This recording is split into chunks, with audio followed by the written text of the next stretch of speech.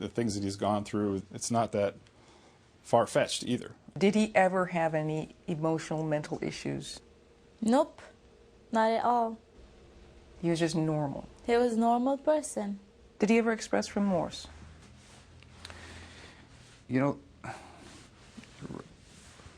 I wouldn't view it as remorse. I view it more as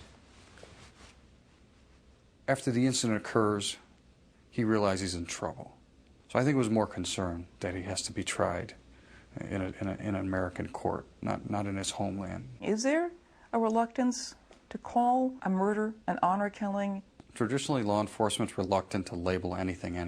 And there's reasons for that, because you never really, you investigate every crime based on the facts of that specific crime. So I'll be candid with you. This is an honor killing because the perpetrator said it was. He described her as a bad Muslim girl and that he did not approve of her clothing. And that's a statement he gave to police. Yes. But whatever Wahid told investigators, Miriam, a devoted Muslim, believes what happened to her had nothing to do with Islam. This is from the police report. The reason he's giving is that you were a bad Muslim girl. First of all, he does not know what Islam is all about. So to cover his back, he used Islam as an excuse. Everybody has twisted religion with culture. She's making a point you've heard this hour, that although honor killings throughout the world are almost exclusively committed by Muslims, Islam has nothing to do with it. But Phyllis Chesler is one of a group of increasingly vocal commentators who say that notion is not only wrong, but dangerous. This is a Muslim crime. Chesler lived in Afghanistan when she was married to an Afghani Muslim. She is a professor of psychology and author of 13 books on feminism, religion, and culture. There's a very evolved political correctness going around in the world that does not want to say Muslims in any way are bad because they're afraid that this will make them racists. And being seen as a racist is the very worst thing these days. It's a parallel to 15 of the 19 Saudis who hijacked the planes and flew them on 9/11 into the building weren't real Muslims or weren't good Muslims. But not all Muslims are terrorists, not all Muslims engage in honor killings. Are we looking at a small minority here of people who actually engage in this kind of thing? I hope we are. But you only have to kill 50,000 women every decade or 100,000 to keep most of the women cautious and submissive. Why is it on the rise now?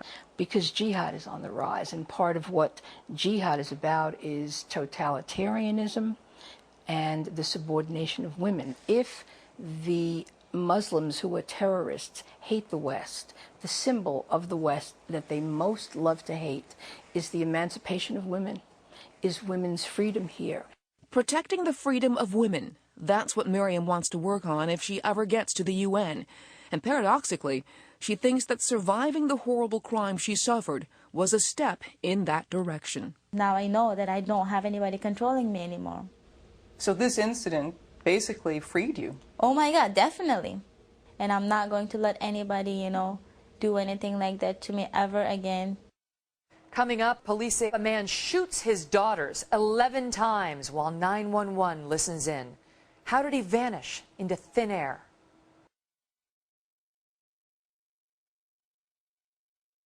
Well, earlier this hour, we told you of a horrific double murder. Two teenage sisters, Amina and Sarah Saeed, shot 11 times while 911 dispatchers listened in. Police say their father, Yasser, killed them in the back of a borrowed cab that he ditched at the taxi stand of a Dallas area hotel, and then he disappeared. But to where? Here again is Greg Jarrett.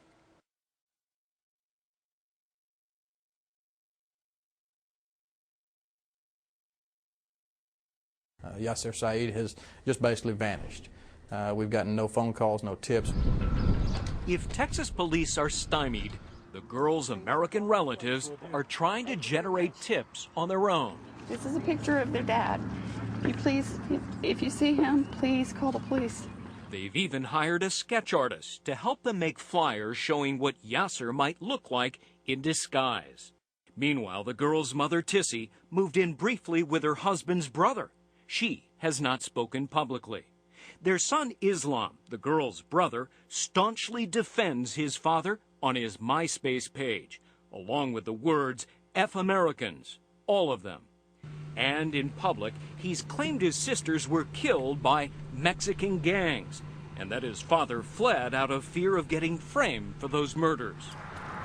But Joyce Boucher, his American great-aunt, says Islam told her his sisters got what was coming to them. He kept talking about if the boyfriends had left them alone. He said the girls got what they deserved because they knew the rules. Have you learned that the father said that his honor had been shamed? There's a lot of points to this case that we're not going to go into. But if it's based on culture, you might be looking, therefore, to friends who shared his culture. And you think we're not looking into the culture, and we're not. I don't understand where you're coming from. That's why I'm trying to explain to you that we understand and we're very well aware of possibilities and speculations. But the girl's aunts think there is only one possibility, that this was an honor killing. And after 7 months without an arrest, they worry that the failure of police to call this crime what it is may mean cops are not doing all it takes to find the killer. Dr. Phyllis Chesler, who has written about the case, says anyone investigating honor killings must recognize these are not typical acts of domestic violence. An honor killing is not the same exactly as what we know of as domestic violence. An honor killing is planned, it's premeditated. And there are often accomplices, even family members, to help with the planning, the actual killing, or the getaway. So that often the perpetrators will be back on planes to the old country before the body has been discovered. The hotel where the bodies of the Saeed sisters were dumped is at most 8 minutes from Dallas-Fort Worth International Airport. But it would seem that Yasser Saeed, if he committed the murders, would have needed an accomplice to get him there, and people willing to help him once he got to wherever he was going. One obvious possibility is that Yasser Saeed went back to Egypt. We have been able to confirm with Egyptian police he has not re-entered the country, at least not under his own name, which admittedly doesn't say very much. Another possibility is that he is right here in Westchester County, New York. Yasser's brother Yassine lives here now, and in fact, he's just across the street. The girl's American family claim that Islam, Yasser's son and chief defender, has made several trips here since his sisters were murdered. Are you Yassine Saeed? It's none of your business. I want you out of this property now. May I speak with you on camera? And I hate Fox News, you racist motherfucker. Get the out of this property now. You motherfucker. Do you know where your brother is? Get the out of here. Is it possible that Yasser Saeed could be in New York driving a taxi? It's possible he could be in the next room, and we're not aware of it. Is there any doubt in your mind that these were honor killings? None at all. No doubt in my mind. None whatsoever. They long feared Yasser Saeed might commit such a crime and believe he did. That clearly torments Sarah and Amina's aunts. What if the killer gets away with it? That's a thought they simply cannot bear. I hope Yasser is caught in America. I hope that the judge who tries him does not Mickey Mouse around with the laws. I hope that when they put that needle in his arm, the girls truly rest in peace. And I hope the world realizes that women are safer, young girls are safer, and that he cannot kill any more women just simply because in his mind we're less than a dog. 8 years ago, the United Nations was confronted with its own research showing that thousands of Muslim women are murdered in honor killings every year. The UN's response? A watered-down resolution condemning honor killings. Even then, 22 Muslim countries did not vote for the resolution. They include Pakistan, Egypt, Saudi Arabia, and Iran, among others. Today, countries like Syria and Jordan give slap-on-the-wrist punishments to men who kill in the name of honor. Muslim leaders say honor killing is not condoned by Islam, but still, you've seen Muslim men commit these crimes in the name of their faith. Perhaps the first step in stopping these honor killings is to quit honoring them. For every group or regime associated, fairly or unfairly, with the practice, to make clear that honor killings are a despicable oxymoron. Only when that happens will this practice end. That's our program. For more, log on to foxnews.com.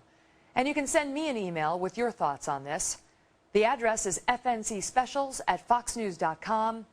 I'm Megyn Kelly. Thanks for watching.